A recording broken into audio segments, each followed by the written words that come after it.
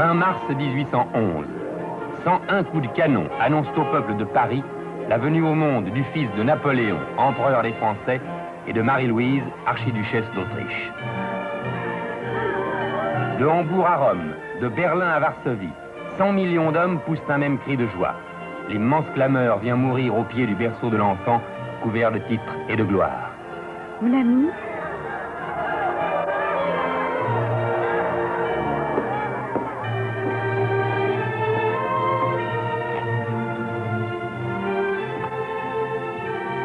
pleurer ici. C'est de joie, ma bonne Louise. Tu es heureux. Je n'aurais jamais cru qu'un pareil bonheur pût exister.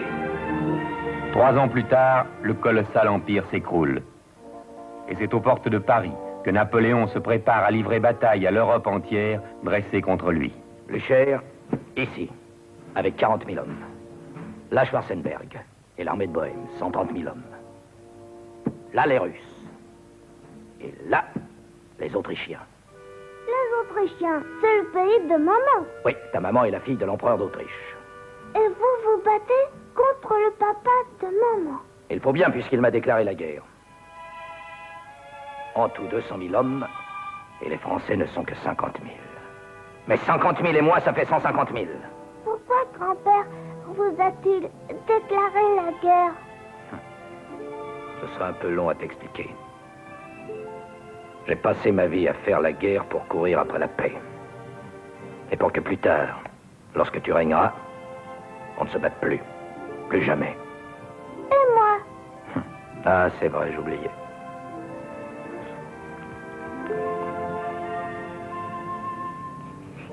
C'est moi, ça.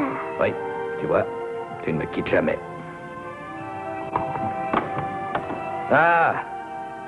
Voilà l'abominable maman Q qui vient coucher le petit roi de Rome. Je viendrai t'embrasser cette nuit avant de partir. Allons, sire, soyez raisonnable. Je veux rester Alors, avec obéis. papa. On va aller battre mon papa François. Je veux rester avec papa. Papa!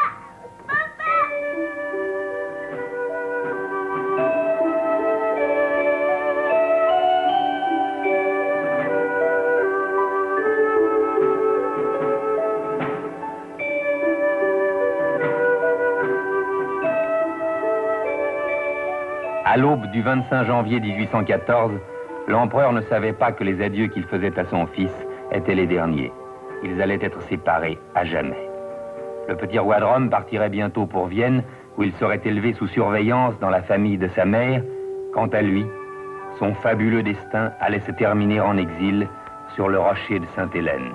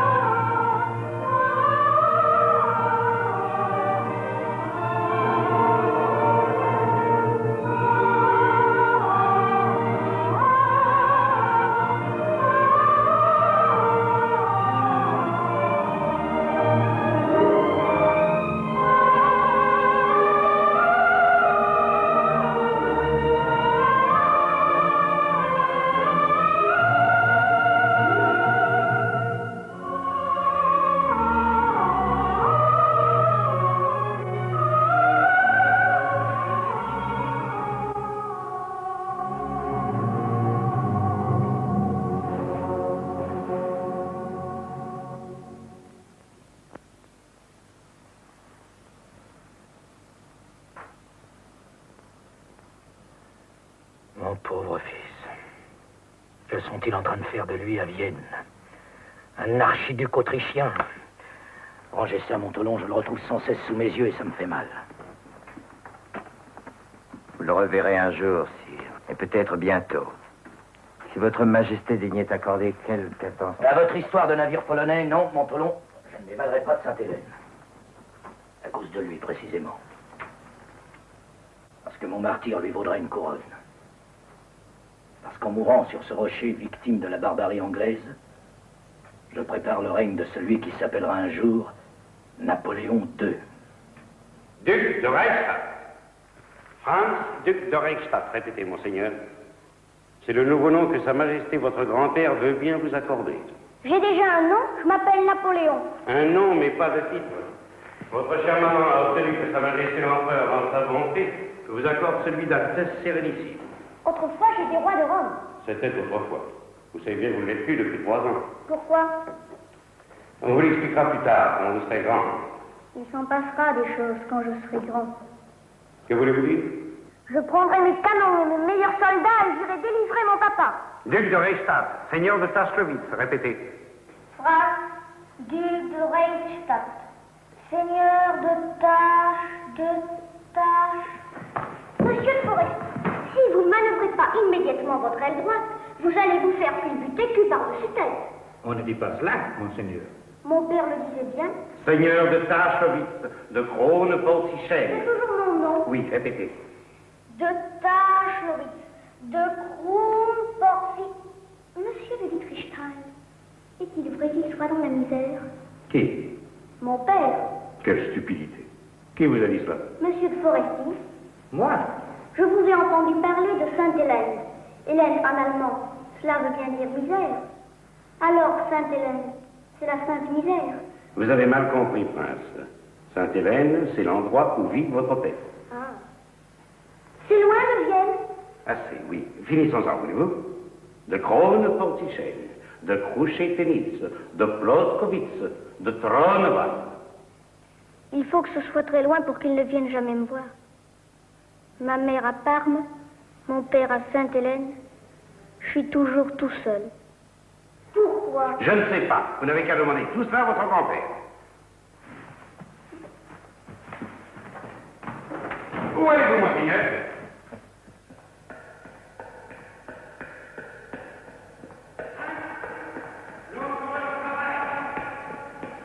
Ne le dérangez pas. Revenez, monseigneur. Il ne vous ressemble pas. Soyez raisonnable. Veuillez annoncer le duc de Reichstadt, seigneur de Taschlowitz, de Kronporsichel, de Krusenitz, de Plotkowitz, de Tronewald.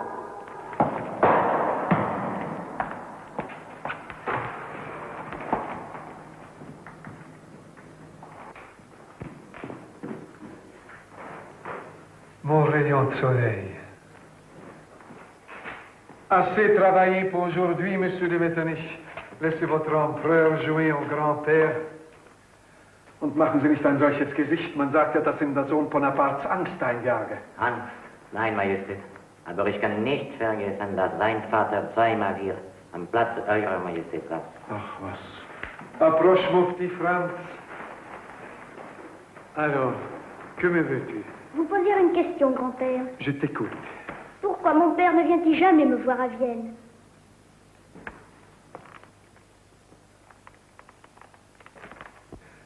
Parce qu'il était méchant. Alors, on l'a mis en prison. Et toi, si tu es méchant aussi, on fera de même? Je vous remercie, docteur Antomarchi. Je vous remercie au nom de son Altesse, l'archiduchesse. Et je vous prie de croire que seul le chagrin profond qui l'accable lui interdit de recevoir en personne le médecin qui a recueilli le dernier souffle de l'empereur. Monsieur de Neper, je le regrette d'autant plus vivement moi-même que je suis porteur d'un autre message. L'empereur Napoléon me l'a dicté avant de mourir à l'intention de son épouse. En tant que ministre et grand maître de la cour de son Altesse, je puis me charger de le lui transmettre.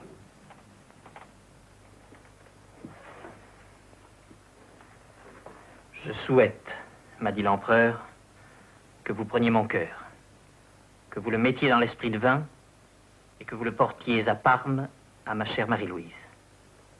Vous lui direz que je l'ai tendrement aimé, que je n'ai jamais cessé de l'aimer. C'est très émouvant, docteur. Très. Les Français m'ont fait perdre un œil, mais je n'en admire pas moins Bonaparte. Pour en revenir à ce legs... Pour l'instant, le cœur de l'empereur est encore à Sainte-Hélène.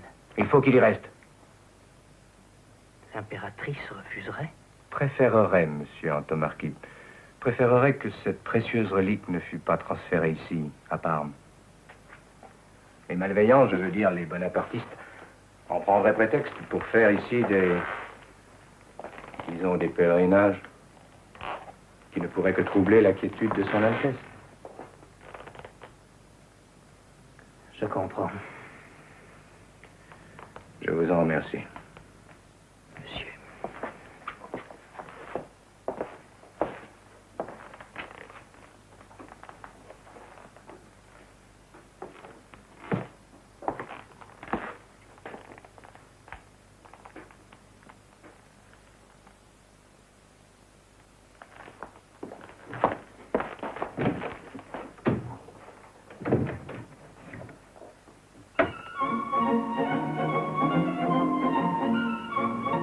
Pas trop mes piqûres de moustiques?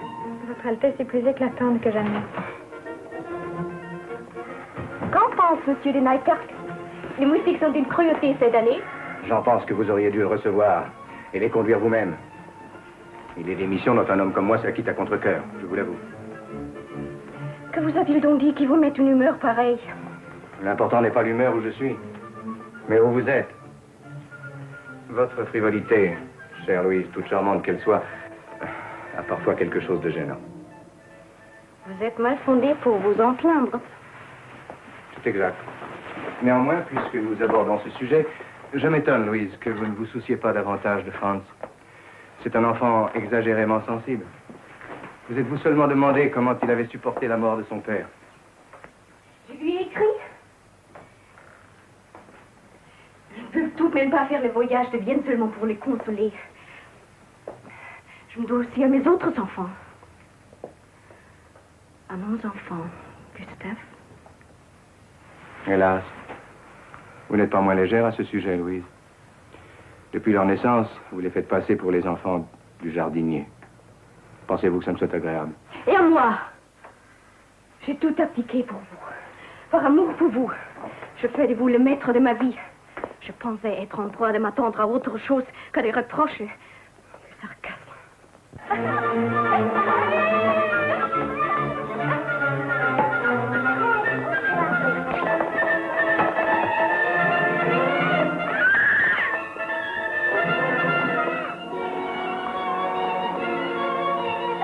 Pardonnez-moi, Marie-Louise. Je ne suis qu'un lourdeau. Mais je pensais qu'il y avait tout de même lieu de prendre certaines décisions. Prenez, mon ami, prenez. Vous savez que vos décisions, je les adore.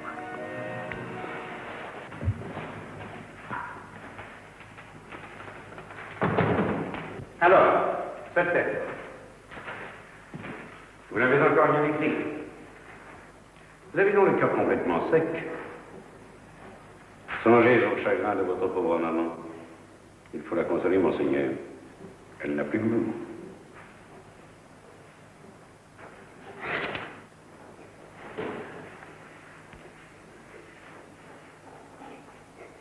Je peux pas.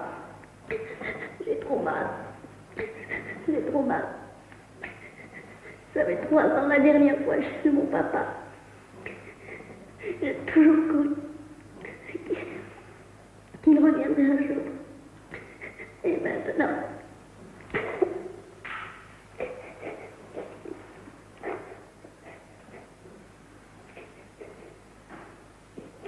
Oh, petit. Les guerres, les révolutions, la politique, les empires. Et derrière tout cela, le cœur d'un enfant qui pleure.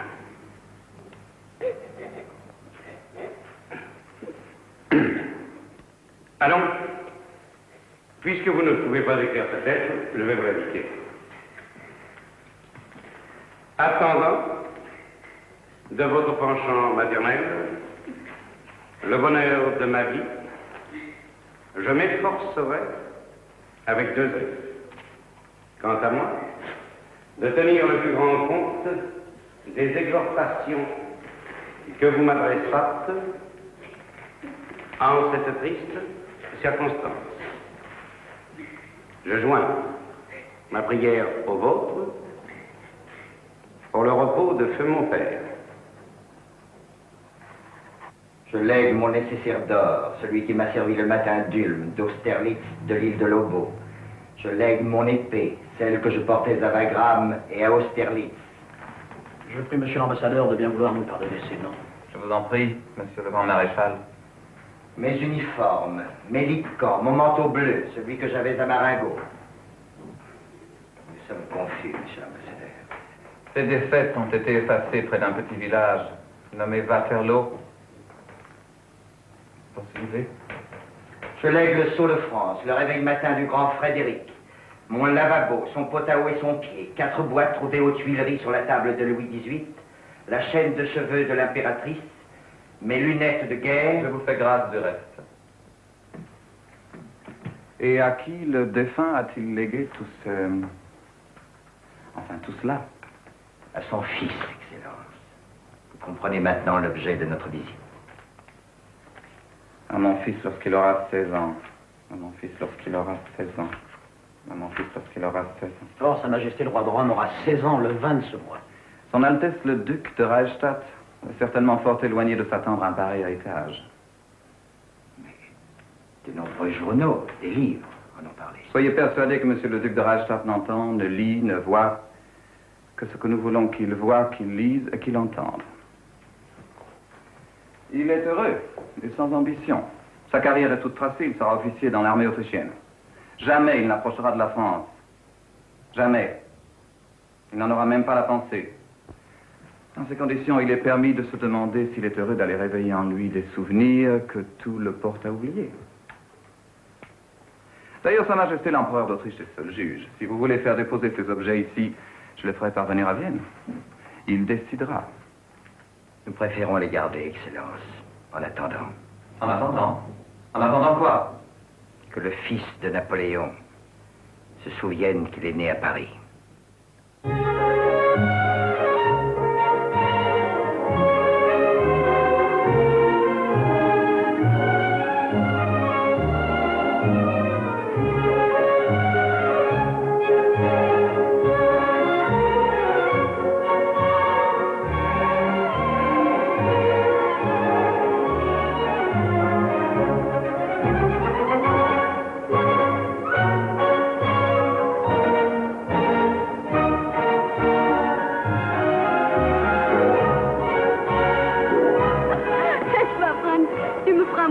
Dans mes bras, je préférerais te voir mourir d'amour que de rire. Hans, comment oses-tu parler ainsi à ta tante, à ton âge? Pourquoi? Parce que si j'avais quelques années de plus... Tu es un impertinent. Sophie, si nous étions libres, mais c'est sans espoir. Toi, tu as ton mari. Et moi, je monsieur de Dietrichstein.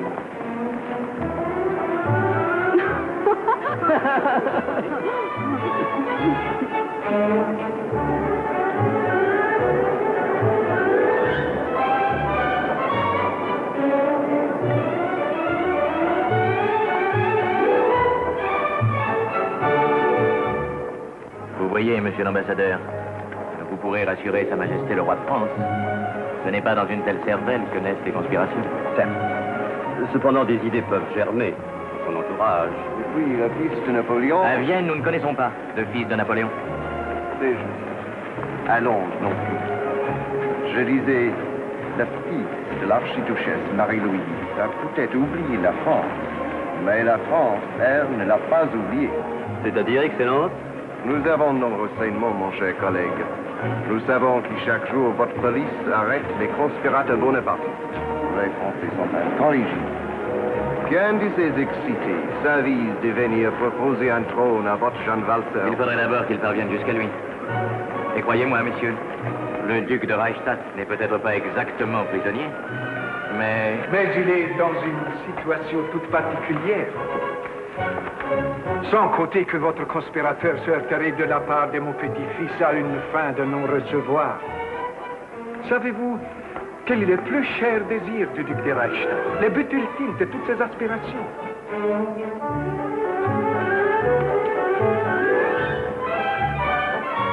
Franz?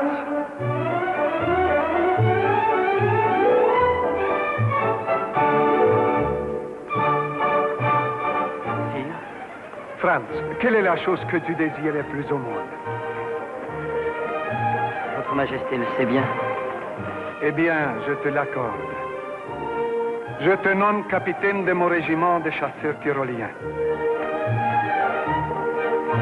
Sire, comment vous remercier? En te conduisant bien et en retournant danser.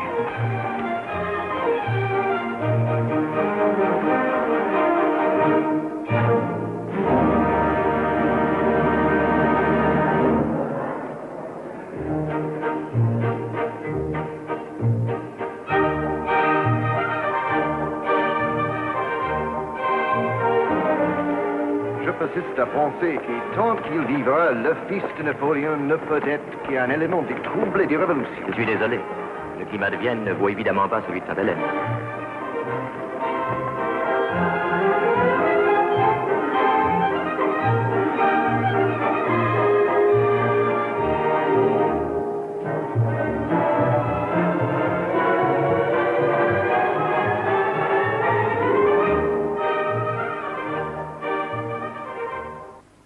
Richtung gerade!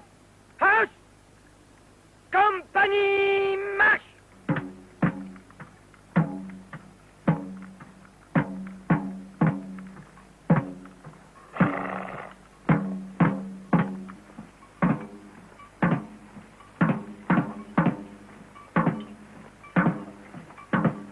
Halt!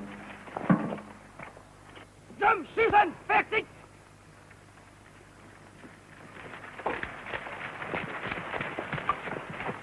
Nicht! Hand! Feuer! Eintreten!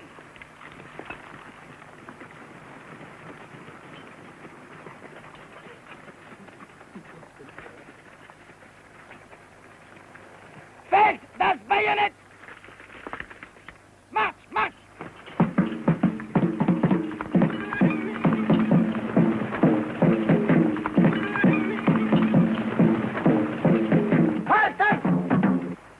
Schultern! Formiert das Karre! Links und rechtum! Marsch!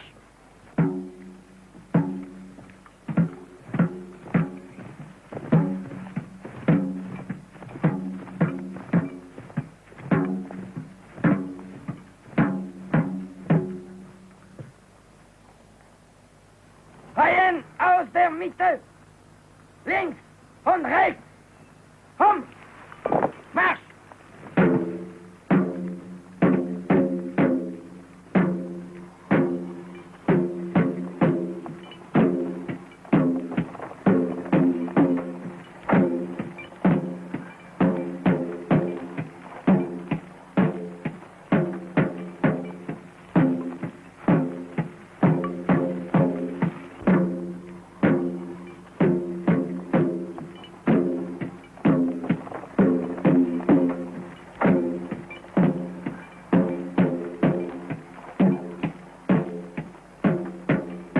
Kompanie! Halt!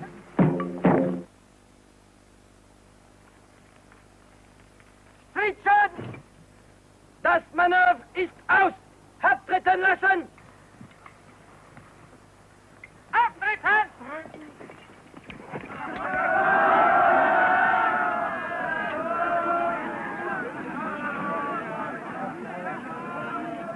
Extraordinaire. Douleur avec deux ailes. Je ne vois rien là d'extraordinaire. Je parle de la manœuvre. Il a vraiment ça dans le sang. Oui, eh bien ne lui dites pas trop. Il croirait n'avoir plus besoin de nous, et Dieu sait. Écoutez cela. 2 ans, chère maman, que je ne vous ai vu. Je suis tout affligé, un seul F, de l'aggravation de l'état du général Neiterk, que, vous savez, que j'aime profondément, Un prince autrichien écrire ainsi le français. C'est une honte.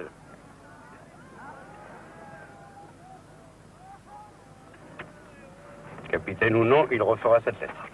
Vous ne sauriez croire, monseigneur, à quel point mes hommes sont fiers d'être commandés par votre Altesse. Oh, je ne suis même pas un archiduc. Ich bin ein unausgebakener Herzog, un duc mal cuit, comme on dit ici. Vous êtes beaucoup plus que cela, monseigneur, vous le savez bien. Moi aussi, je suis fier d'avoir pour camarade le fils de Napoléon. Vous pouvez avoir confiance en moi. Je suis d'origine italienne, né à Fiesole. Or, j'ai lu le testament de votre père dans les mémoires d'Antomarchi qui vient de paraître. Antomarchi? Le dernier médecin de l'empereur.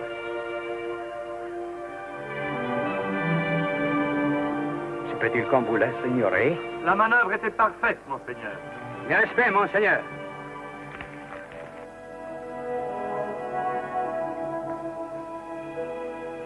Vraiment, cette manœuvre était excellente. Meilleur que l'orthographe. Il faudra refaire cette lettre. Plus tard. Pour le moment, son Altesse a bien mérité un tour de cratère. Non, je préfère rentrer.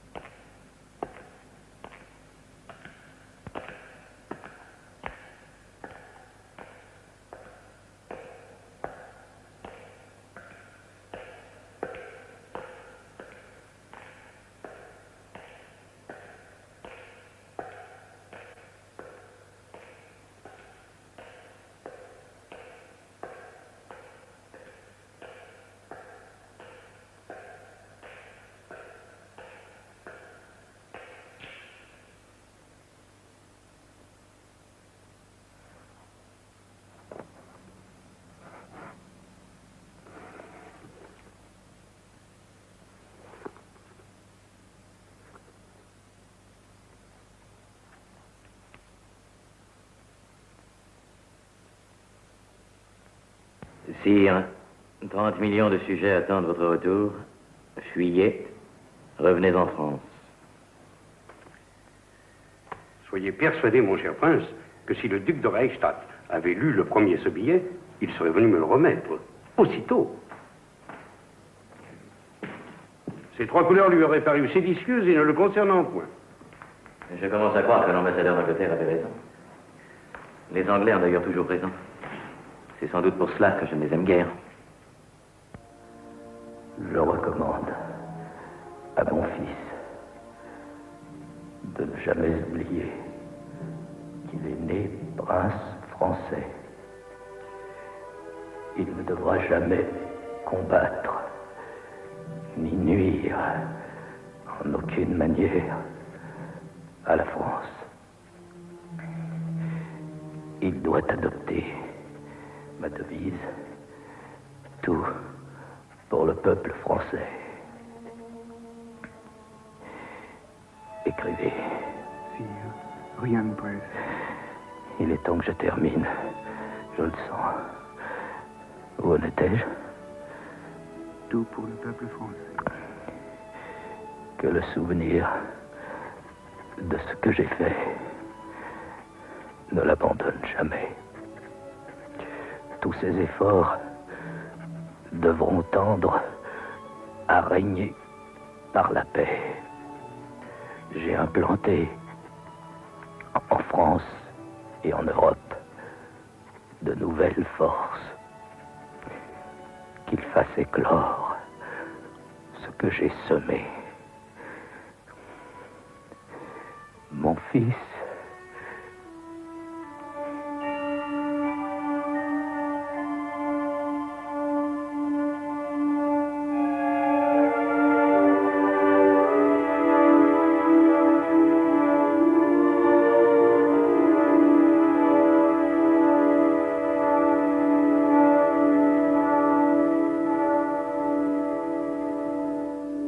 das ist unglaublich, das ist unerhört.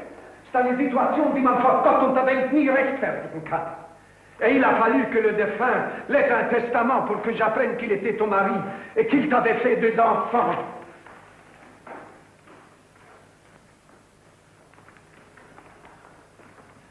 Quel âge ont-ils d'ailleurs, ces enfants? Tu ne vas pas me dire qu'ils sont nés du vivant de Bonaparte. Albertine a 13 ans, Guillaume 10 ans. Eh bien, maintenant va-t-on annoncer cela à Franz? Jamais! Explique-lui que pendant que son père agonisait sur un rocher, toi tu mettais au monde tes bâtards. Je vous en supplie, je ne pourrai pas. Ils font pourtant bien que quelqu'un lui dise la vérité, tout au moins en partie. Parce que pour le reste, l'âge de ces enfants, je souhaite pour vous qu'ils ne l'apprennent jamais. Mère, quel bonheur, quelle joie de vous retrouver. Mon petit Franz, tu as grandi. J'ai laissé un enfant et je retrouve un grenadier. Un chasseur, je suis capitaine des chasseurs tyroliens de l'empereur. Oui, je sais. Mère, je vous prie de croire que je prends une grande part au chagrin que vous cause la mort de M. de Nyberg. Merci, Franz.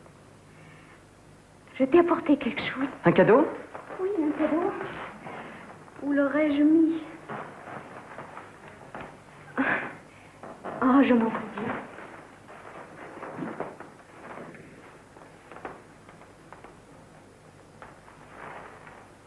C'est le sabre que ton père portait en Égypte.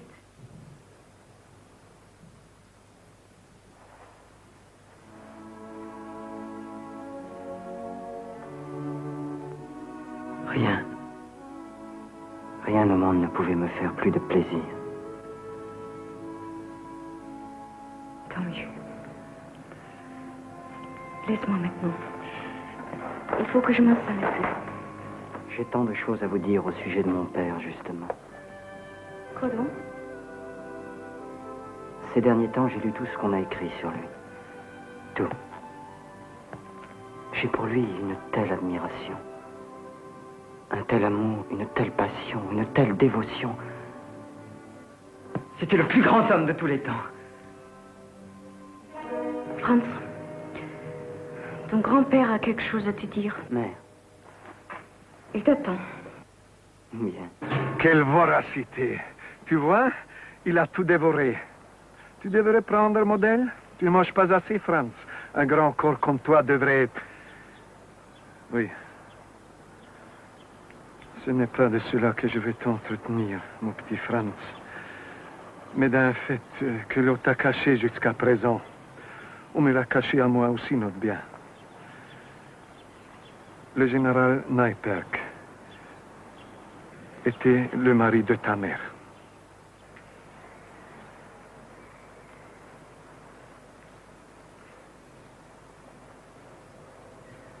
ce n'est pas tout.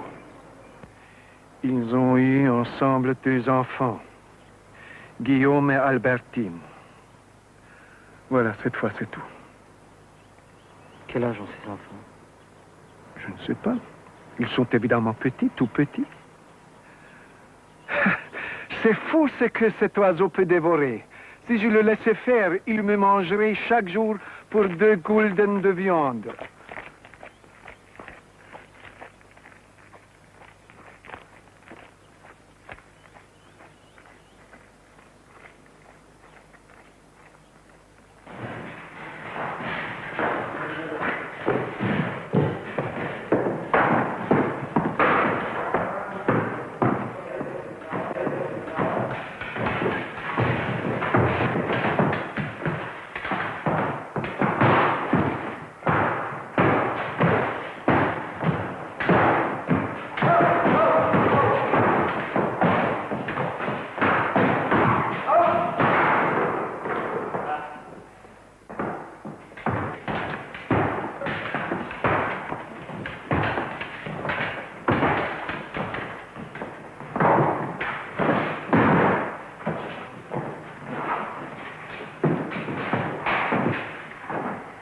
Gustave Neiter.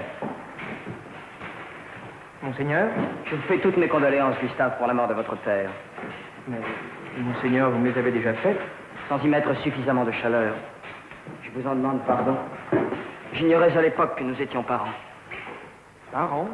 Oui, puisque votre père s'est remarié avec ma mère. J'étais d'ailleurs le seul à l'ignorer. Voilà une lacune de combler. Un assaut. Maintenant? Pourquoi pas? Mais... Vous n'allez pas refuser un assaut à votre beau-frère. Vous êtes le meilleur tireur de la cour. Excellente occasion pour moi de prendre une leçon.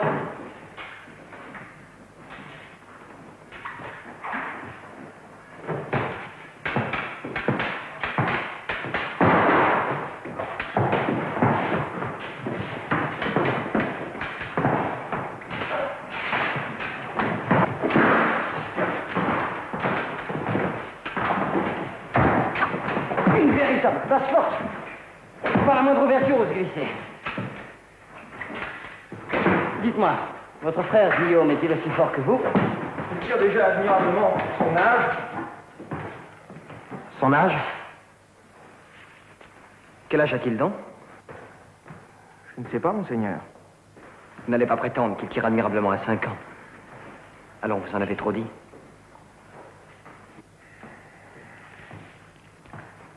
Guillaume a 10 ans. Et votre sœur? Pardon, notre sœur. Albertine va avoir 13 ans.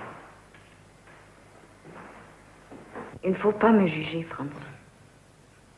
Autrefois, j'ai été sacrifiée.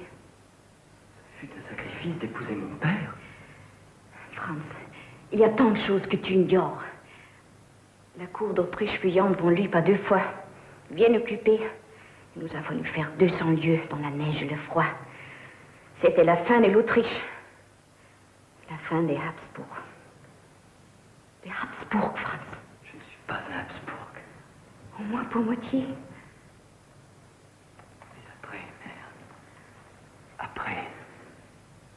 Vous l'avez aimée. Elle vous a rendue heureuse. Heureuse. Oui.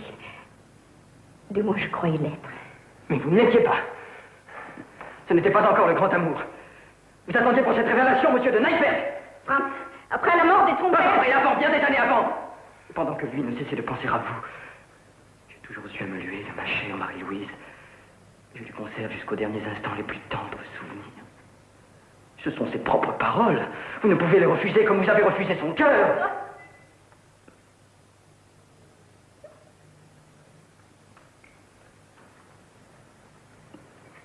Je vous demande pardon.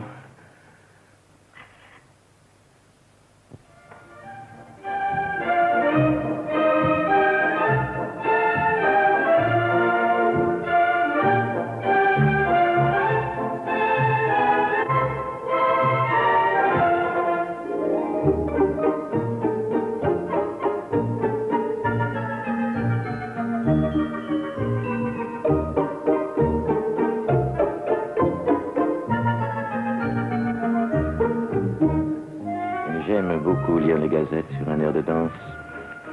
La politique européenne est une manière de ballet. Le ballet, vous êtes le maître, prince. Eh bien, mon cher ambassadeur, en tant que maître de ballet de l'Europe, laissez-moi vous dire qu'à Paris, on s'agite un peu trop, à mon goût. C'est une tradition chez les Français. À date fixe, la rage de la liberté les jette dans les rues, comme une espèce d'épidémie. Malheureusement, nous savons par expérience que ce genre d'épidémie a au fait débordé vos frontières.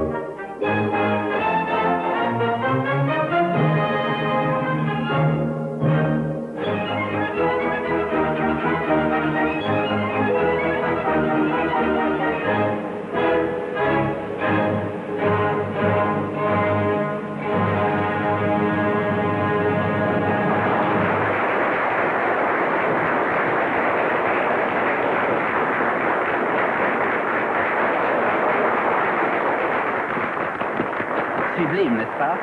La danseuse.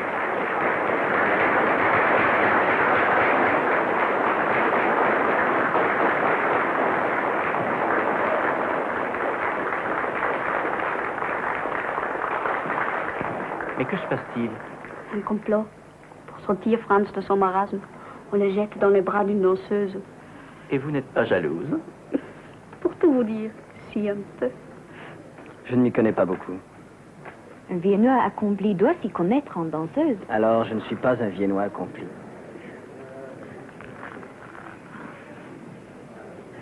Mais enfin, tu ne te rends pas compte, Thérèse, le duc de Reichstadt. Oui, alors? Mais celui dont toutes les jeunes filles de Vienne sont amoureuses. Toutes sauf moi, ce n'est pas de chance. Mais tiens, j'en connais une qui possède son portrait dans sa chambre et qui, le soir, lorsqu'elle se déshabille, le retourne contre le mur. Je n'ai pas de ces pudeurs-là. Mais Thérèse, il est fou de toi. Thérèse, ma petite Thérèse, mais oui. Si tu l'avais vu pendant que tu dansais, il ne te tenait pas en place. Et puis, c'est impossible que la plus jolie danseuse de Vienne ne connaisse pas le plus beau prince d'Autriche. Bon, tu peux l'amener. T'es mignonne.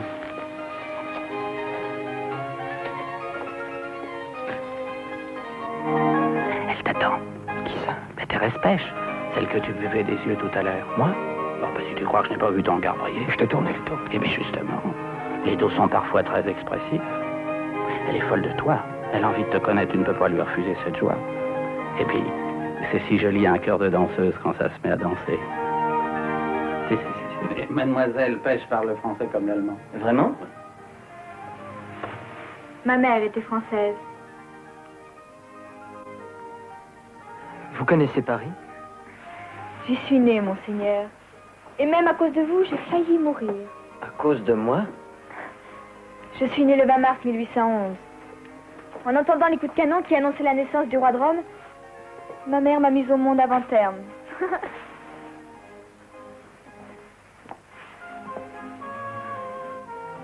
Cela ne vous a vraiment pas trop mal réussi. N'est-ce pas, Esterhazy? Il est parti? Nous n'avons pas besoin de lui.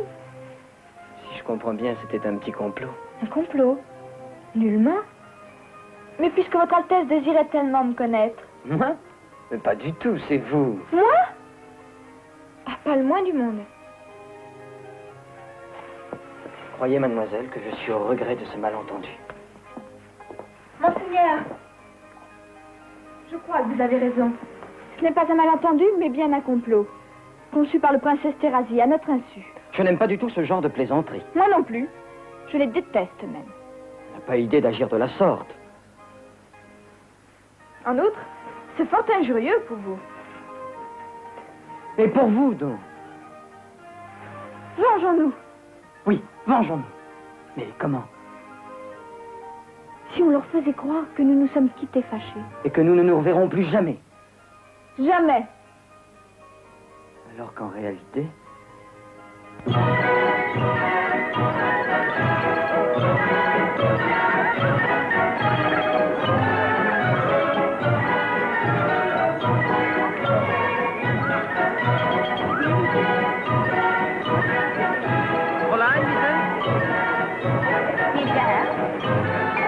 Zwei Gläser, bitte.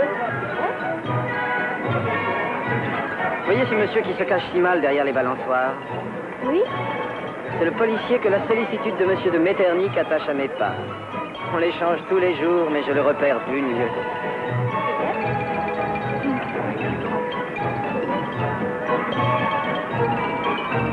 Il va nous accompagner? En distance respectueuse, c'est le règlement. Quand on complote, il faut bien prendre le risque d'être surveillé.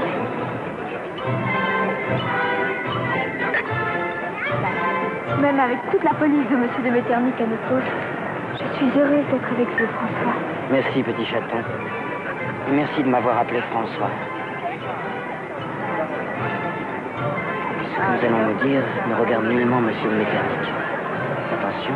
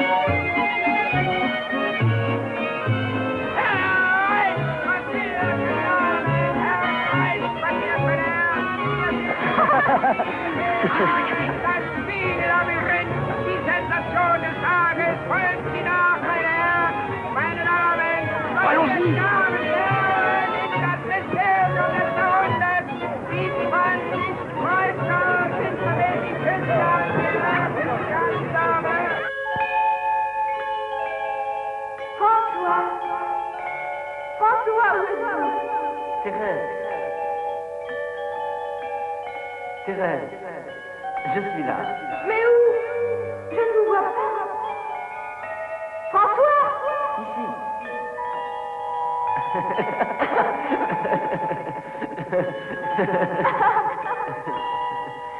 Venez vers moi, François.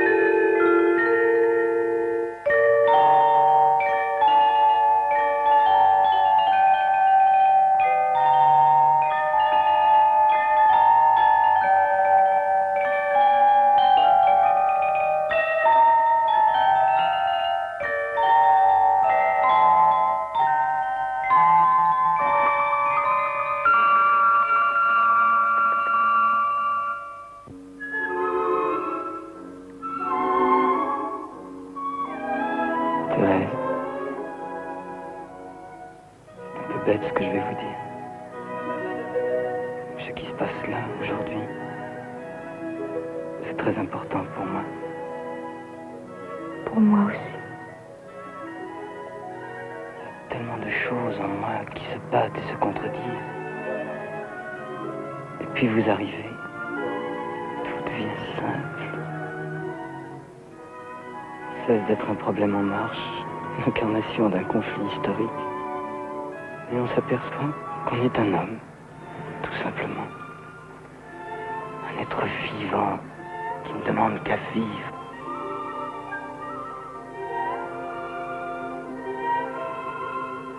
Ce doit être ça, l'amour.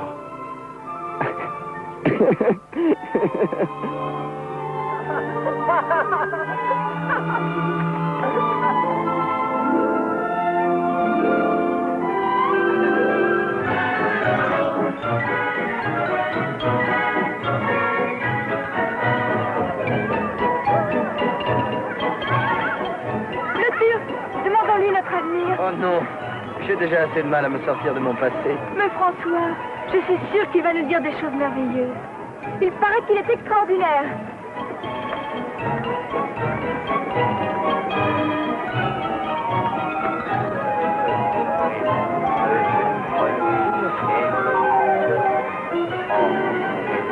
Beaucoup enfants. À nous maintenant.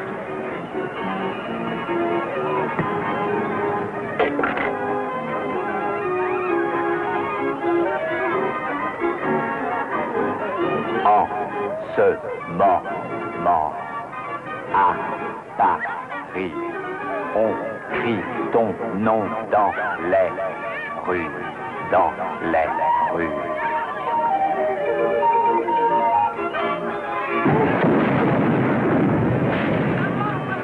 Touchez! Vive Napoléon II!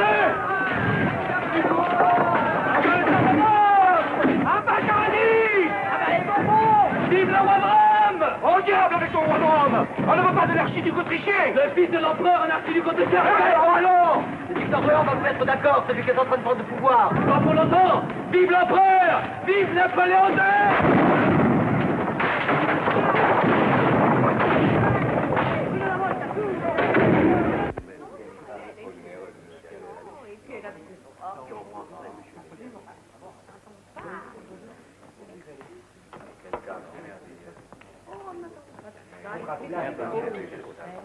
J'espère que nous pourrons toujours faire venir nos robes de Paris. Que ferions-nous sans cela? Ce serait une révolution. Ils vont vers une république. Vous verrez. Croyez-moi, je ne me trompe jamais. Le duc d'Orléans se souviendra qu'il est un Bourbon. Moi, je penche pour le duc de Bordeaux. À moins que Louis-Philippe... Ils les passeront décidément tous en revue, sauf un. Seigneur, je vous en prie. J'ai pourtant plus de droits que personne au trône de France. Monsieur de Metternich vous écoute. Les chambres m'ont proclamé empereur en 1815. Ce n'est pas le moment de rappeler ses souvenirs. Qu'est-ce qu'il vous faut donc? C'est le moment ou jamais. Mange, France. Le docteur Malfatti prétend que tu ne manges pas assez. C'est une cause de ta faiblesse. Je crains, grand-père, que ce ne soit pas la seule. Comment ça? Monsieur le chevalier Proquèche, que nous rapportez-vous de Grèce? Les Grecs cherchent un roi, monsieur le comte. Alors bon, là aussi, décidément, cette maladie est contagieuse.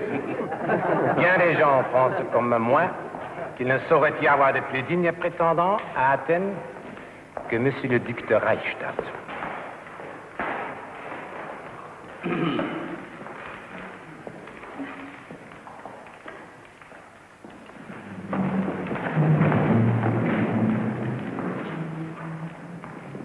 Messieurs, le travail nous attend.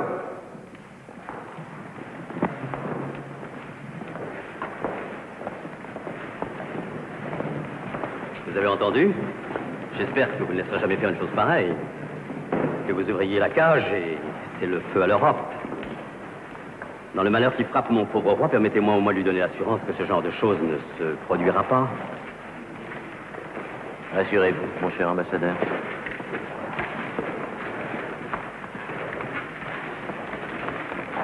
Une fois pour toutes, exclu de tous les trônes. Vous avez tout ce qu'il vous faut, monseigneur. Des viris illustribus, des bello gallico, des natura rerum. Tout ce qu'il me faut pour passer un de ces après-midi inutiles qui constituent le plus clair de mon emploi du temps. La culture de l'esprit rapproche tout homme bien né des buts qu'il poursuit. Quel but est-ce que je poursuis, monsieur de Dietrichstein? Vous le savez, vous? Chacun de ces passants va quelque part. Et moi? Vous allez chez votre professeur de latin. Je viendrai rechercher votre Altesse à 6 heures, comme d'habitude. Comme d'habitude, monsieur de Dietrichstein, comme d'habitude.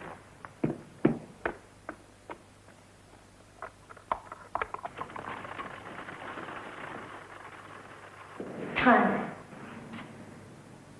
permettez-moi d'abord de baiser la main de mon empereur.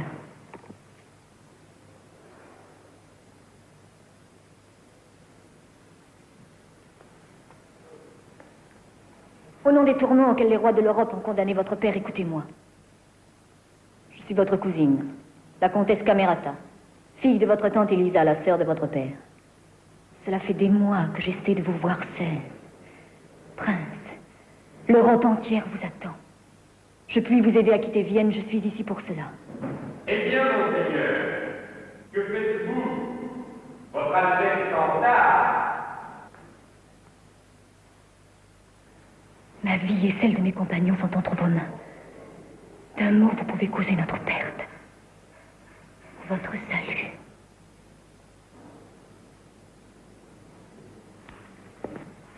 Je vous en conjure, prince, ne négligez pas cette chance. Nous vous ferons franchir la frontière. La route de la France est ouverte devant vous. Paris vous attend. Mais enfin, que faites-vous? Madame, ce n'est pas ici le lieu de discuter un pareil projet. Veuillez me pardonner.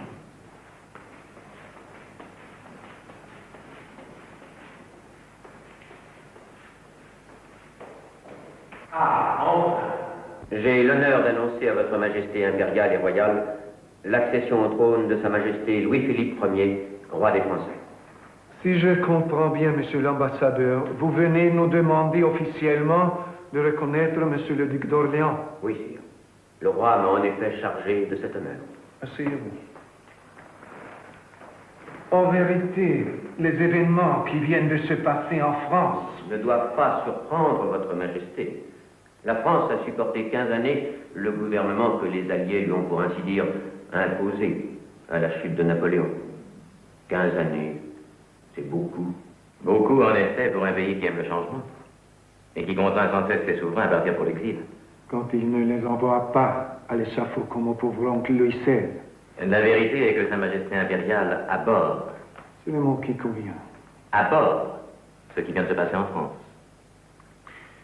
C'est également mon sentiment, prince. Et je ne vous saisis pas. Nous sommes nombreux dans mon pays à penser de la sorte. Monsieur, j'ai vu beaucoup de choses au cours de mon long règne. Mais c'est bien la première fois que j'entends un envoyé extraordinaire discréditer le gouvernement dont il vient d'annoncer l'avènement. Le trône du roi Louis-Philippe est sorti des pavés. Il y retournera à la première secousse. Et tout recommencera. Les barricades, la révolution, la liberté. Tout ce que précisément Sa Majesté impériale aborde. À moins que... À moins que? À moins que la cour de Vienne n'y fasse obstacle. Comment cela? En nous rendant le duc de Reichstadt. Ah! Nous y voilà. Le fils de Napoléon représente un principe d'ordre. Il était inutile, général, de vous donner tant de mal pour en arriver à cela. Pourtant, monsieur le chancelier, l'idée de voir régner mon petit-fils sur le trône de France... Ce serait, Majesté, faire le malheur de ce pauvre enfant. Nous l'aimons trop pour cela. Mais la question n'est pas là. On ne fait pas de bonapartisme sans Bonaparte, monsieur l'ambassadeur. Vous et les vôtres êtes victimes d'une singulière illusion lorsque vous créditez le fils des qualités du père. Dieu m'est témoin que le duc de Reichstadt est doué des plus brillantes qualités du cœur, de l'esprit. Mais qu'y a-t-il derrière cette façade? Rien. De molles rêveries, de vagues aspirations. En un mot, ce que l'on appelle aujourd'hui du romantisme. Mon père a eu la gloire. Suis-je destiné à n'avoir jamais que la gloriette? Ou bien dois-je écouter cette étrange cousine et me lancer dans une aventure aussi folle? Il faut savoir quels sont ses moyens d'action, ce qu'elle propose au juste. Si votre Altesse m'y autorise, je me mettrai en rapport avec elle. Chevalier, je viens de réaliser une chose extraordinaire. Pour la première fois depuis mon enfance, je ne suis plus seul. Dès le premier regard sur vous, j'ai su que le ciel m'envoyait un ami. Monseigneur, c'est un immense honneur pour moi. Un honneur? Pour vous, mon amitié ne peut être qu'un embarras, un obstacle à votre carrière. Vous voilà déjà en train de comploter avec une Amazone. Il faut refuser, n'est-ce pas? Je lui écrirai une lettre que vous lui remettrez. Mon heure n'est pas venue. instant, je ne cesse de penser à cette Europe que mon père m'a léguée comme un précieux cadeau. Qu'il fasse éclore ce que j'ai semé. Je suis hanté par l'héritage de Sainte-Hélène. Et dire qu'à Paris, on se demande si vous êtes français ou autrichien. Comment pourrait-il le savoir? Parfois, je ne le sais plus moi-même.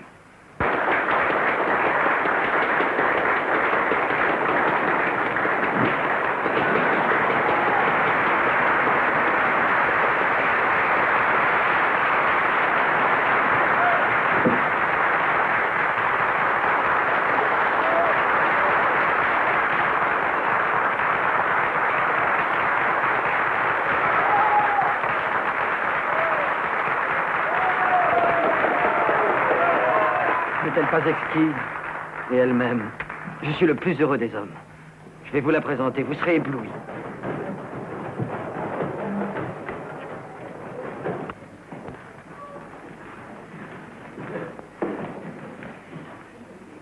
Bitte sehr, das ist für eure kaiserliche Hoheit. Dankeschön.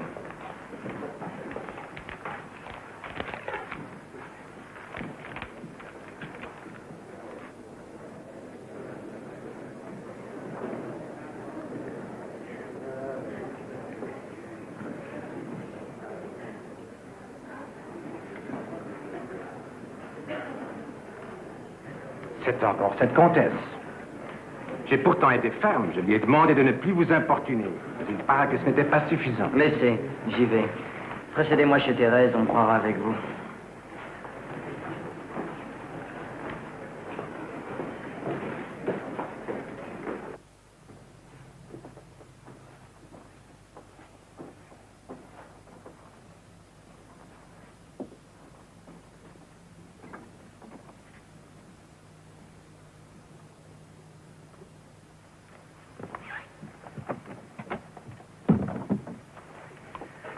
Outre que votre insistance est injurieuse, l'usage que vous faites pour m'attirer ici d'un objet aussi précieux à mon souvenir est du plus mauvais goût. Pardonnez-moi, monseigneur, c'est un des moins précieux qui ait été confié à ma garde par votre père. Comte de Montelon, général d'Empire. Prince, nous n'avons pour nous entretenir que le temps d'un entracte. Votre Altesse ne s'étonnera pas que j'entre dans le vif du sujet.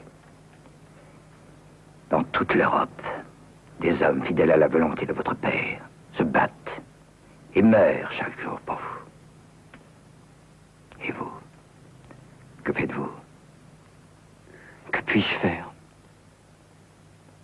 Votre père avait pour habitude de répondre à ce genre de questions avant de les poser. Il a fui l'île d'Elbe. Il aurait fui Sainte-Hélène. Sans vous. Sans moi? Oui. L'occasion lui en a été offerte, mais il l'a rejetée. Il voulait que son martyr vous assurât une couronne.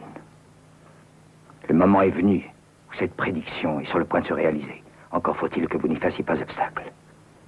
Les obstacles, monsieur le comte, sont autour de moi, et non en moi. Vous ne pouvez l'ignorer. Alors brisez-les. Il vous suffit de gagner Strasbourg. Une fois là, l'amour des Français sera un bouclier autour de vous. Et c'est entre deux haies de soldats de votre père que vous galoperez jusqu'à Paris. Qu'attendez-vous? J'ignorais que le parti bonapartiste fût aussi puissant. Sans vous, nous sommes faibles. Avec vous, nous sommes invincibles. C'est le souffle de Wagram et d'Austerlitz qui passera en tempête sur l'Europe.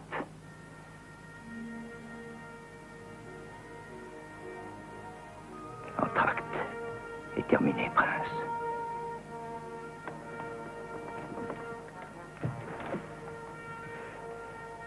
Pardonnez à un vieux soldat de vous avoir ouvert son cœur sans y mettre les formes.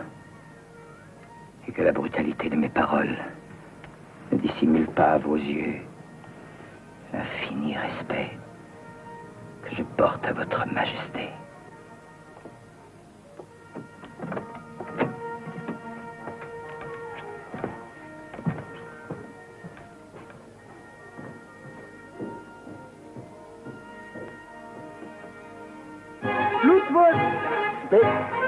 Jacques-Wood. Oh, ya, Jacques-Wood, en ré majeur.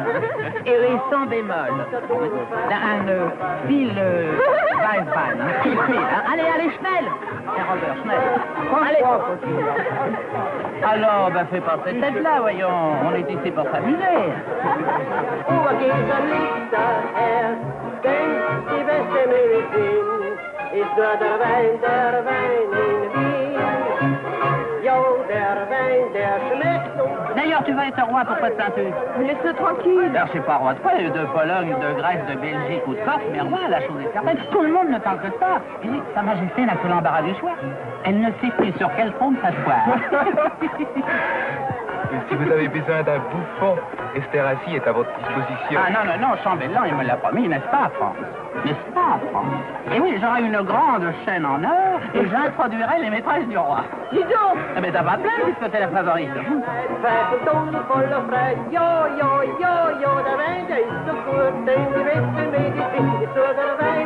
À la santé du roi, vive le roi, Rosine, hein?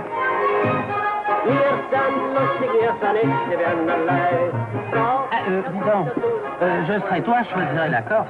Faut pas avoir honte de ses origines, hein.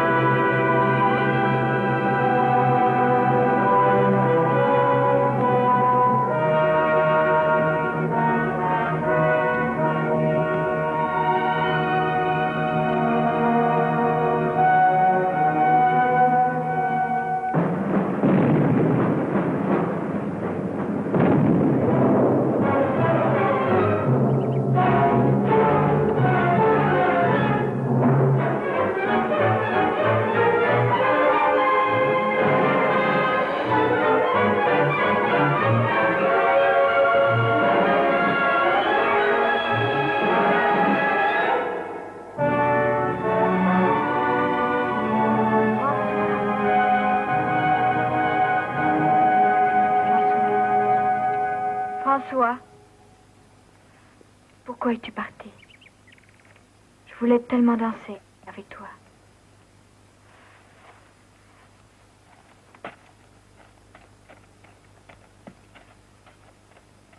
Nous danserons, Thérèse. Nous danserons ensemble aux Tuileries.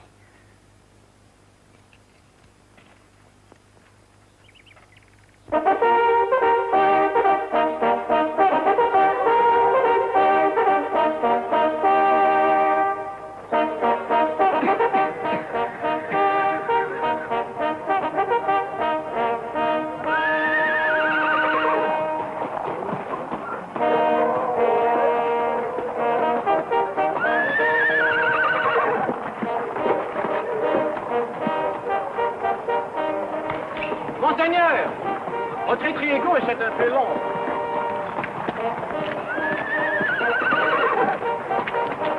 Nous quitterons la chasse au carrefour du Grand Cerf. Je vous y attendrai. Arrangez-vous pour y passer sans escorte.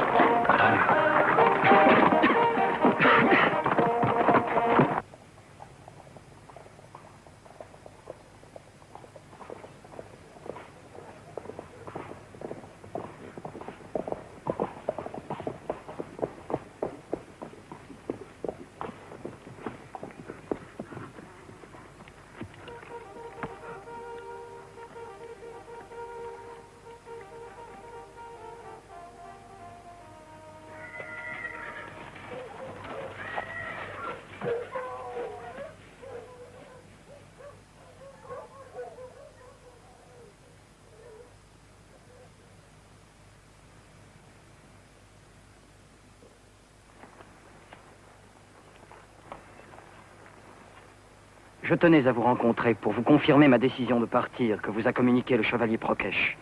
Encore faut-il que je connaisse les détails de votre plan. Il est simple, sire. Une ligne droite jusqu'à Strasbourg. Traverser l'Allemagne? Ne vaudrait-il pas mieux passer par le Tyrol? De l'île d'Elbe à Paris, votre père ne fit aucun détour. Tous les relais sont prévus. Mes hommes sont en alerte sur le bord de la route. Nous chevaucherons de nuit, nous nous dissimulerons le jour dans les granges. Veillez seulement à vous procurer des vêtements de paysans. Nous les avons déjà. Il ne reste qu'un seul détail à régler. Le départ. Quand? Ce soir. Mais... À moins que vous ayez des raisons d'attendre. Mais madame... Il vous suffira de me rejoindre au relais de Saint-Polten à la nuit tombante. Ensuite, je vous conduirai. Qu'en pensez-vous, chevalier? J'en pense, monseigneur, que si nous restons ici une minute de plus, ce genre de débat nous sera épargné pour le restant de nos jours.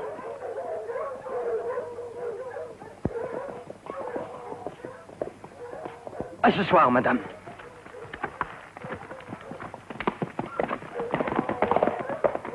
Dieu protège l'empereur.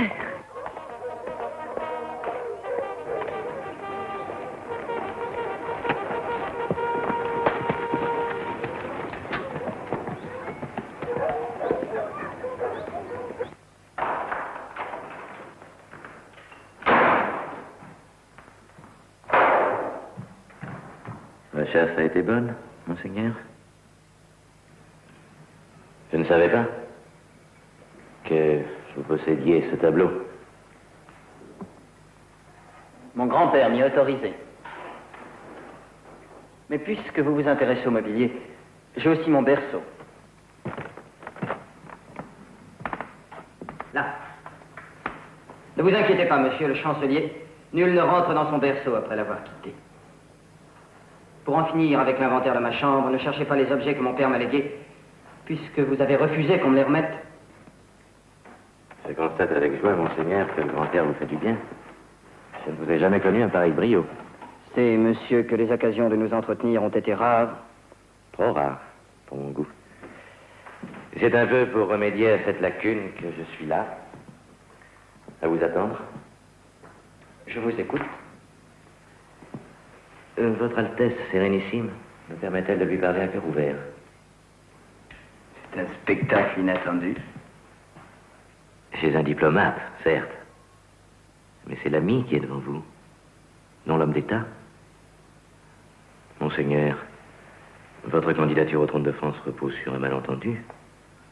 Ce n'est pas la gloire napoléonienne que veulent les Français, mais la liberté et l'égalité. Moi seul puis les leur donner. À condition qu'ils l'acceptent de votre main. En réalité, ils verront toujours un Allemand assis sur le trône de France. Ils soupçonneront le cabinet autrichien d'être au fond du cabinet des Tuileries. Et qu'arrivera-t-il? Le premier enthousiasme passé, vous deviendrez la proie des intrigues, des ambitions, des exigences, des complications de toutes sortes. Vous serez broyé. Monsieur le chancelier, pourquoi me dites-vous cela? Et pourquoi aujourd'hui? Nous causons.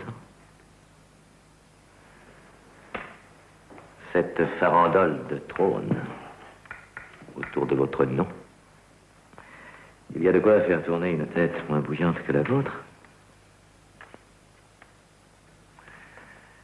De là à vous en remettre à la comtesse Camerata. Cette demi-folle, cette exaltée qui est la risée de l'Europe. Vous choisissez mal vos alliés. Vous saviez? Faites-moi l'honneur de croire que je sais tout. Absolument tout. Et nous cherchions un prétexte pour expulser l'Autriche cette Amazone. Vous nous l'avez fourni. Je vous en remercie. Et pour compenser cette mauvaise nouvelle, en voici une bonne. Sur ma demande, l'empereur a signé cet après-midi la constitution de votre maison militaire. Elle se composera du général Hartmann, du capitaine de Maulle et du lieutenant Sanderetsky. Et Prokesh! J'avais expressément demandé qu'il en fasse partie. Le chevalier Prokesh est pour votre Altesse de très mauvais conseils. Et j'ai pensé, je veux dire, l'empereur et moi avons pensé qu'il convenait de l'éloigner de Vienne pendant quelque temps. Il partira demain pour Modène.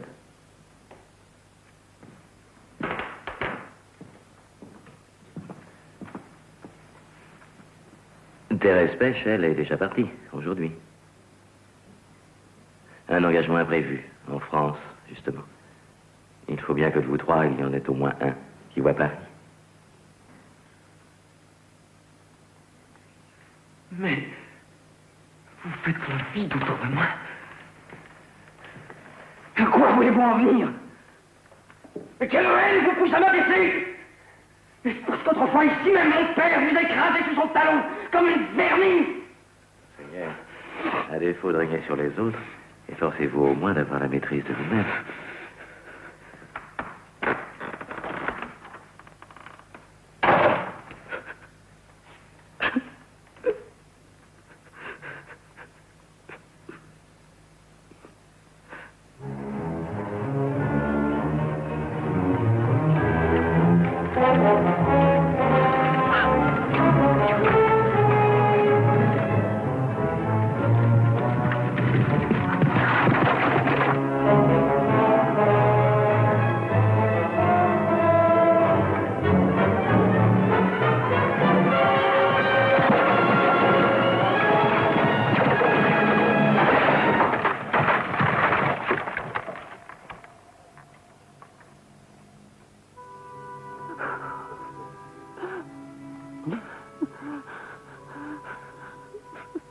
Veuillez vous redresser un peu, Prince. Que le docteur puisse vous examiner. Et par-dessus le marché, vous avez pris froid. Rien, il n'a rien. Vous ne l'entendez pas tousser? Oh, tousser déjà hier, non? Et la température, il est bouillant. Température, il y en avait déjà hier. La température provient de la douleur rhumatique, qui elle-même provient de la fièvre catarrhale, qui provient de l'engorgement du foie. C'est ça? Le foie, tout provient du foie, toujours. Voilà pourquoi le prince est malade, le foie. Franz, qu'est-il arrivé? Encore une nouvelle folie du prince. Alors qu'il a besoin de calme, de repos. Votre Altesse devrait le raisonner. Moi, il ne m'écoute pas. Je prêche dans le désert. Bon, de l'eau de Sèvres. Il faut lui donner beaucoup d'eau de Sèvres pour dégager. Et puis veiller à ce qu'il prenne bien régulièrement sa potion. Oh, dis-leur de me laisser tranquille.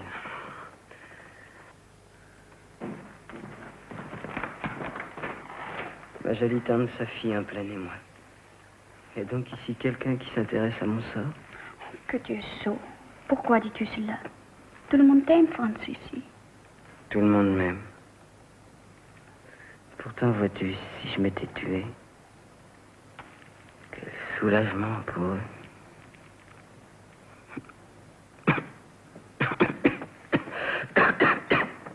Ils m'aiment bien.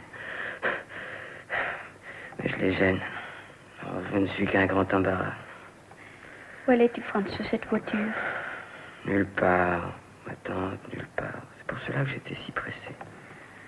Par moments, tu dis des choses si étranges. C'est le foie. Tout vient toujours du foie. Foie. Et le général Hartmann, d'où vient-il?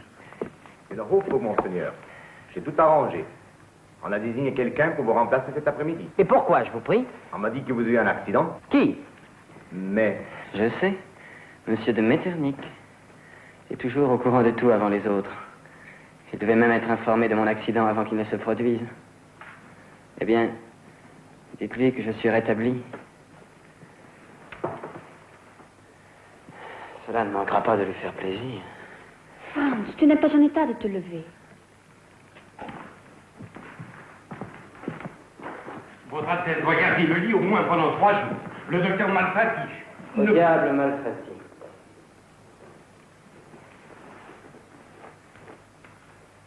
Monseigneur, Dieu m'est témoin que pendant les 16 années où vous avez été confié à mes soins, je n'ai pas abusé, ni même usé de cette formule. Mais maintenant, je me permets de vous interdire... Désolé, monsieur le comte, je suis un militaire. Un militaire n'est pas tenu d'obéir à un civil. N'est-ce pas, Hartmann? Quel est le programme de la journée, Hartmann? Manœuvre sur le terrain à 3 heures.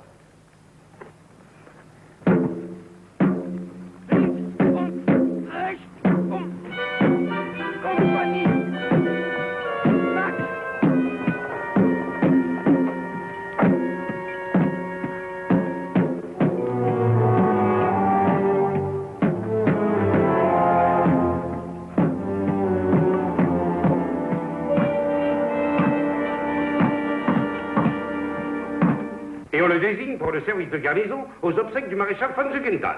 Enfin, c'est insensé. N'importe quel adjudant pourrait faire cela. Ce n'est pas moi qui établis les tours de garde, monsieur de Dietrichstein. Adressez-vous à l'officier de service. Il y a un autre point, monsieur le chancelier, dont je voulais vous entretenir. Le docteur Malfatti. Votre volonté manifeste. Sa compétence, par contre, ne me paraît pas aussi évidente. Ce n'est pas moi non plus qui l'ai choisi. J'ai d'autres soucis.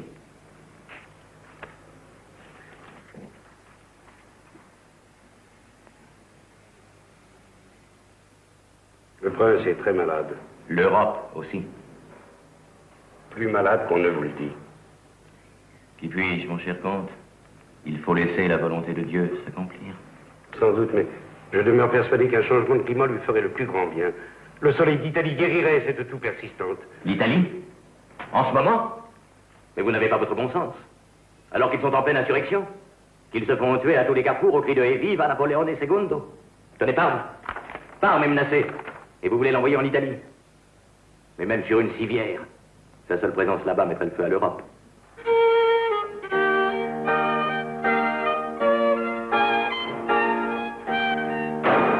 Mais qu'est-ce que te prend d'entrer ici comme un fou? Pour une fois que je ne faisais pas de fausses notes, aussi peu. Sire, je vous demande pardon, je veux vous parler. C'est grave, très grave. Hein? Ma mère est prisonnière à Parme. Je sais. Je veux aller la délivrer. Je veux partir immédiatement avec mes hommes. Tu veux... Reprenons-en Rémageur, mademoiselle, voulez-vous? Je n'étais pas attendu pour prendre des mesures. Le régiment ont quitté Vienne ce matin. Ne t'inquiète pas. Tout rentrera dans l'ordre. C'est moi qui dois y aller, grand-père, je vous en prie. Vous m'avez donné un bataillon. Vous me faites manœuvrer à longueur de journée. Qu'au moins cela soit utile à quelque chose. Parce que tu penses que si tu allais à Parme, cela serait utile à quelque chose. Écoute-moi bien, Franz. Ta mère est prisonnière de tes partisans. Alors, une fois là-bas, sur qui tuerais-tu? Sur eux ou sur elle? Ma seule présence suffira à rétablir l'ordre. Pop, pop, pop. Vous me traitez comme un enfant qu'on ne prend pas au sérieux. Qu'on amuse avec des jouets. Et vous avez tort. J'ai passé l'âge des soldats de plomb. Désolé pour la fausse note. Rassemblement de mon bataillon en tenue de campagne, prêt pour le départ immédiat.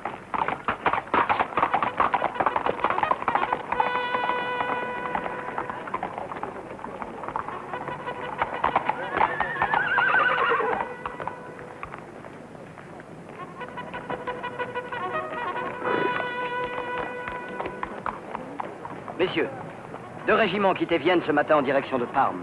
Notre bataillon va partir immédiatement les rejoindre à marche forcée. Vous vous chargerez du ravitaillement, vous assurerez la liaison avec le gros de la colonne. Eh bien, qu'avez-vous?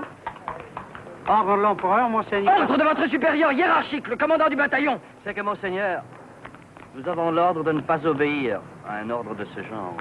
Pas obéir? Je ne comprends pas, messieurs. Monsieur de Metternich... monsieur de Metternich.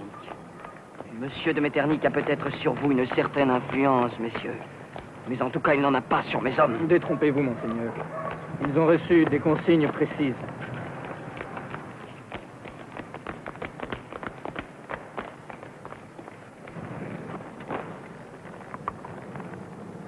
Soldats, le moment est venu de vous couvrir de gloire en Italie. Nous volons au secours de la fille de votre empereur. Nous allons aussi là-bas pour rétablir l'ordre dans les esprits et pour ramener la paix et l'espoir dans les cœurs. À mon commandement, en colonne par 4, en avant, marche!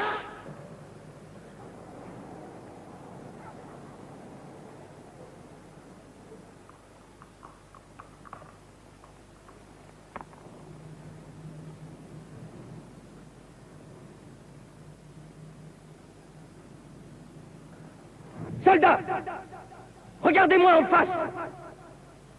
Je suis Franz, duc de Reichstadt, votre chef. Vous ne pouvez pas ne pas m'obéir. Votre chef, vous m'entendez? Je suis votre chef. À mon commandement, en colonne par 4. En avant, marche!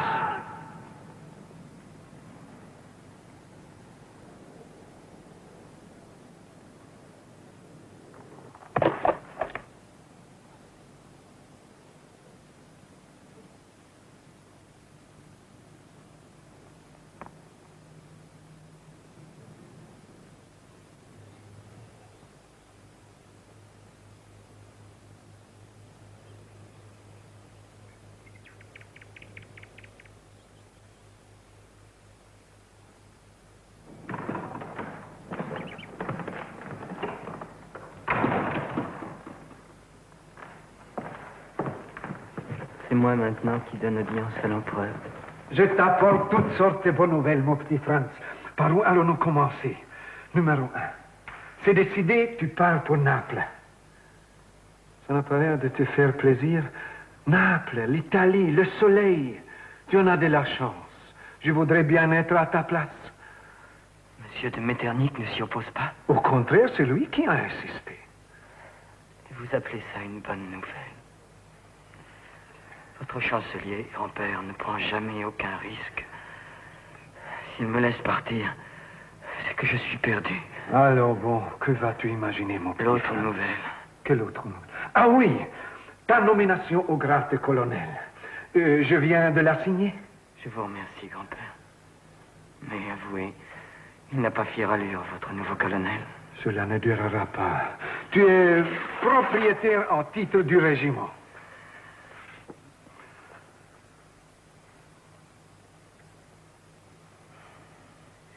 Fils de notre bien-aimée fille, l'archiduchesse Marie-Louise. C'est tout. Et de père inconnu, je suppose. Franz, comment oses-tu me parler sur ce ton? Nous ne sommes plus en 1818 lorsque vous m'avez fait duc de Reichstadt. Il est mort maintenant. Dois-je me considérer comme un bâtard? L'auriez-vous oublié? J'étais pourtant accoudé à ce balcon. Il a dormi dans cette pièce au sommet de sa gloire.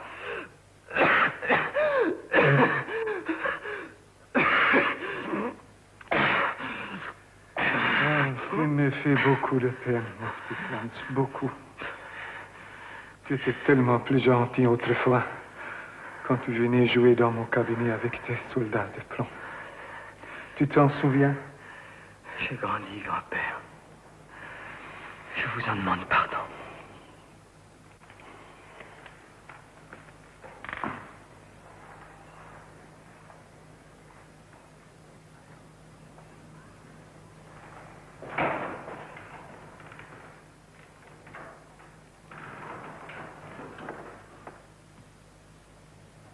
C'est vous, monsieur de Dietrichstein? Je suis là, monseigneur. Ma mère. Vous l'avez bien prévenue? Oui, monseigneur. Je lui ai écrit à plusieurs reprises. Vous l'avez exactement informée de mon état?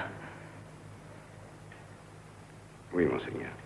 Alors, pourquoi ne vient-elle pas? Elle viendra. Elle viendra sûrement. Elle ne peut quitter son duché du jour au lendemain.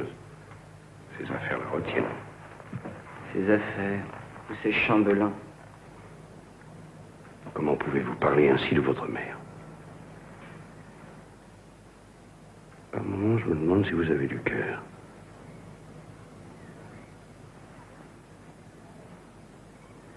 Comment faut-il faire pour avoir du cœur?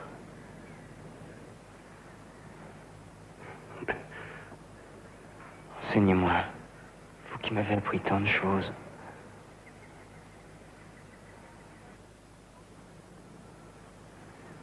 C'est une question de disposition naturelle.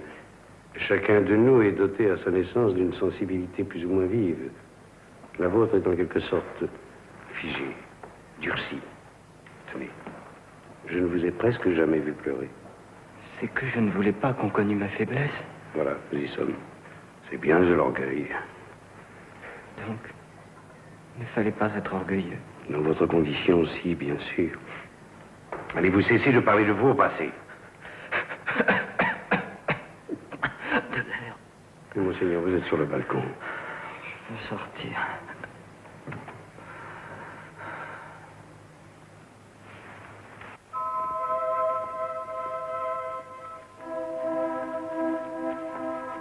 Général Hartmann. Seigneur. Veillez à ce que personne n'approche. Je ne veux pas qu'on me voie dans ma misère. Vous comptez sur moi, monseigneur. Sie gehen jetzt nach links und geben Acht und Sie nach rechts.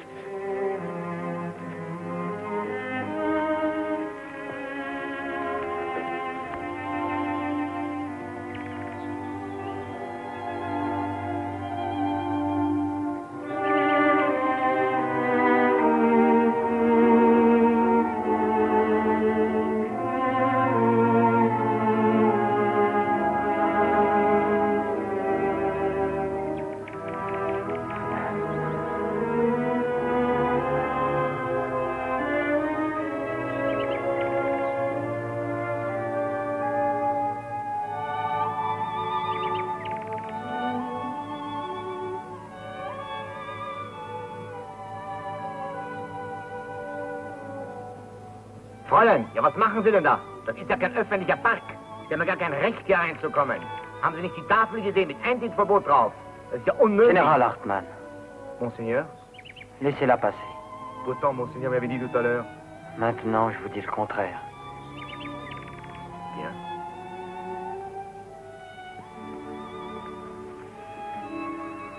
Thérèse. Ma Thérèse. Cela fait des semaines, tu sais, que je tourne autour du château pour te voir. Je ne suis pourtant pas bien beau à voir.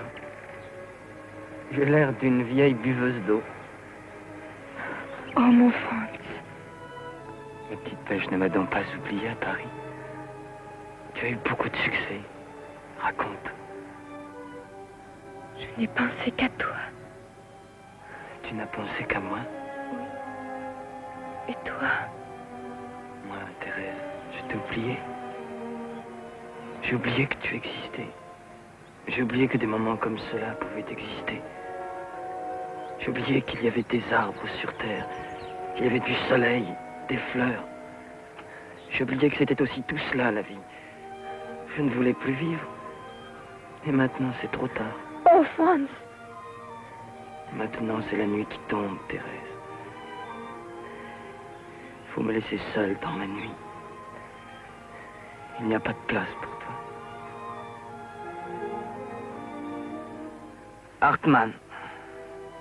Monseigneur? Nous rentrons. Oui, Monseigneur.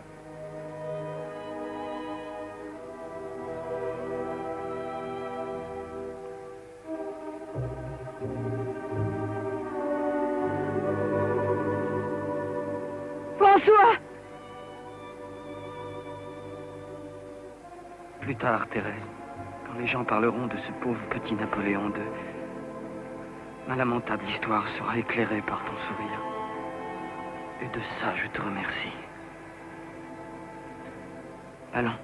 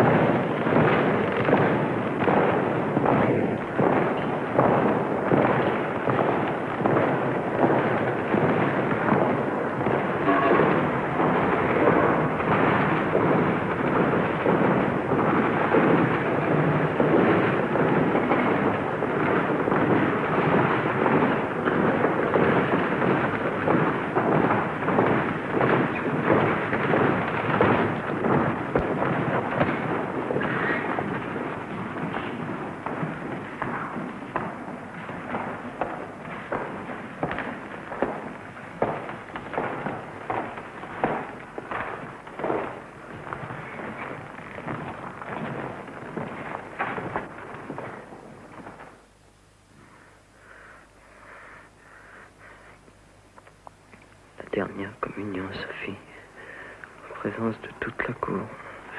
Mais non, Franz, justement deux. Je connais l'étiquette d'Herbsburg. Quand un des leurs se meurt, qu'il n'y a plus d'espoir. Justement deux, te dis-je.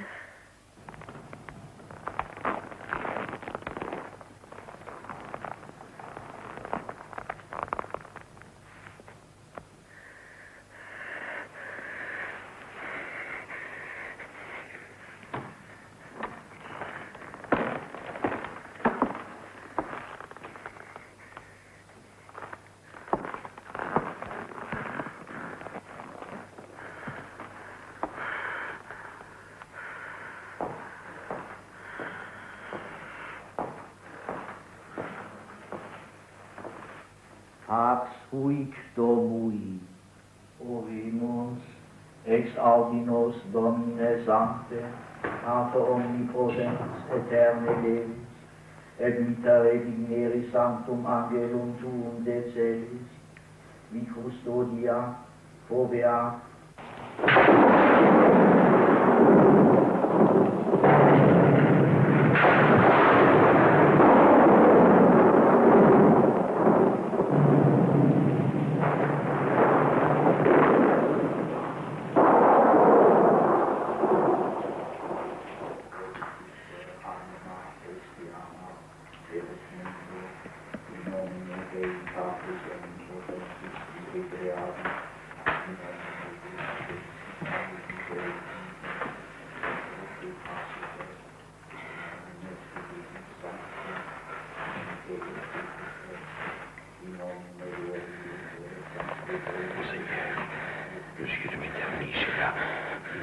Non, pas lui.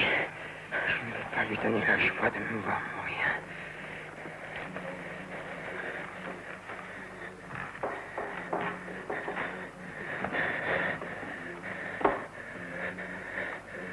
Mère.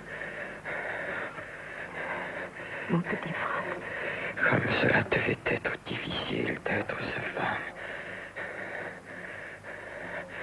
Aussi difficile que d'être son fils. Il nous a laissé un héritage bien lourd à porter.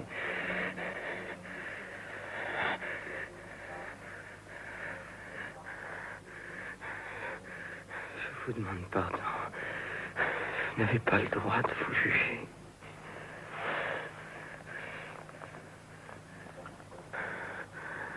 Monsieur de Dietrichstein,